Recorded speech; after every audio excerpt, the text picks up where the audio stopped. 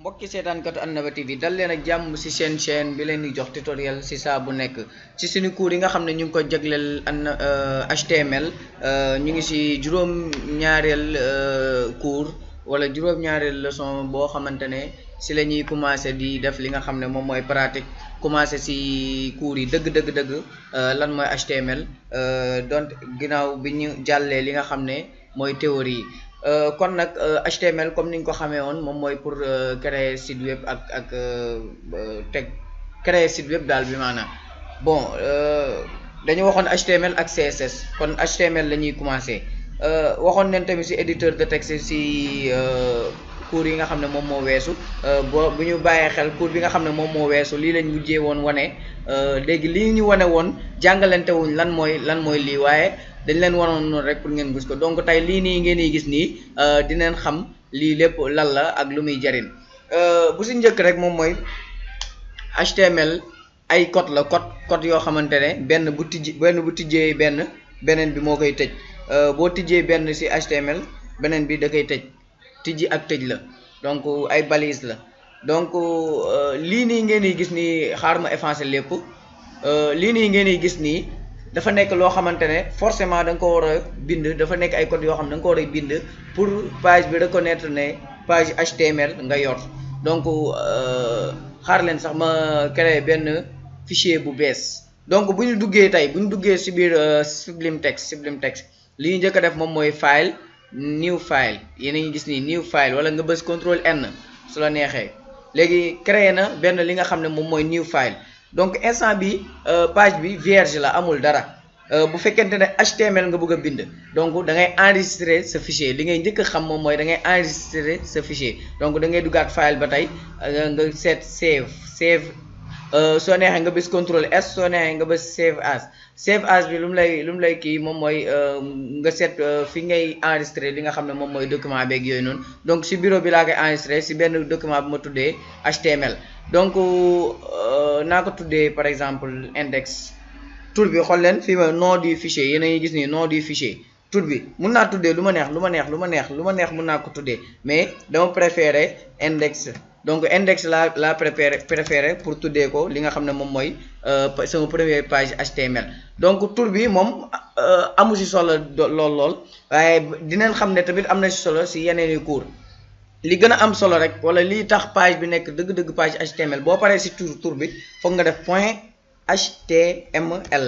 donc lii nii moom moo ci gën a am solo lii moom moo lay wan ne yow lii page HTML la donc extension bu HTML la donc boo defee gis nga index bi su ma neexoon mun naa def Moussa wala Modou wala Pathé wala leneen lu ma neex waaye daal lii moom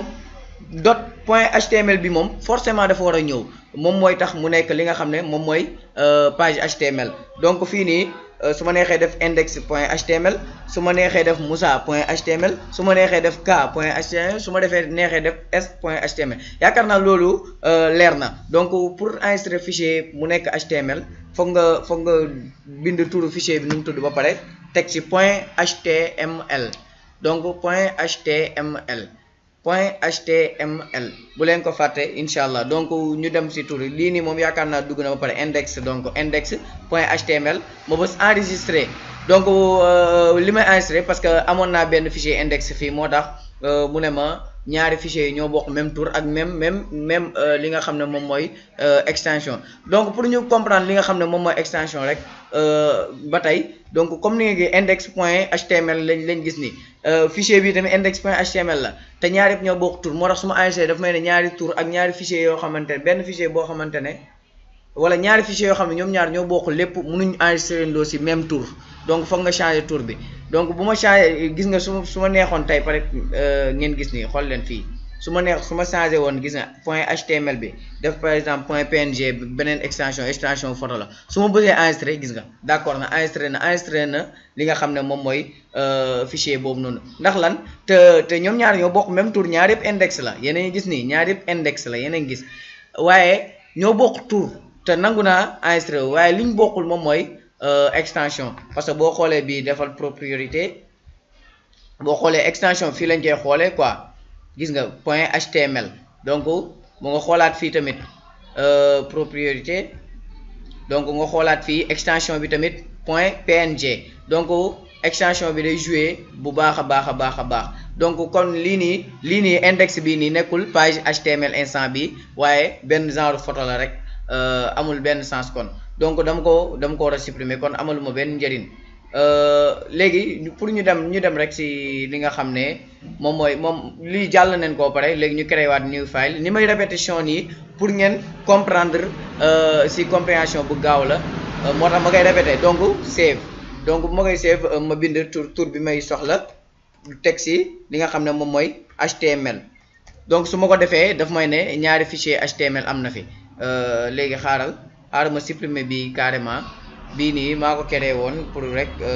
benn jàngale bu ma doon expliquer léegi boobu nekkatu fa quoi pour l'instant léegi ñu kiiwaat save donc instant nii gis na index point html donc point html bi bul ko fàtte boo defee enregistré rek donc maintenant am nga li nga xam ne moom mooy fichier HTML te soo xoolee da ngay gis ne fichier bi day jël chargé li nga xam ne moom mooy navigateur bi nga xam ne mooy navigateur par défaut boo bi nga installé si sa ordinateur te soo ko tijjee dafay ibbi li nga xam ne moom mooy navigateur par défaut donc instant bi am neen benn page HTML donc comme ni ngeen koy gisee page bi vierge la dafa guñ dara donc mbokk yi loolu moom mooy nekkoon première leçon bi si li nga xam ne moom mooy jàngalanteeg HTML si lu dul théorie nan la ñuy enregistrer fichier ba mu nekk fichier HTML leçon bi si topp dinañ xam nan la ñuy tegee li nga xam ne moom mooy structure de base li nga xam ne moom lañ gën a soxla si HTML incha allah mbokk yi bu fekkee jàll nga si vidéo partage vidéo abonné si chaîne bi wasalaamualeykum wa rahmatullahi wa barakatuh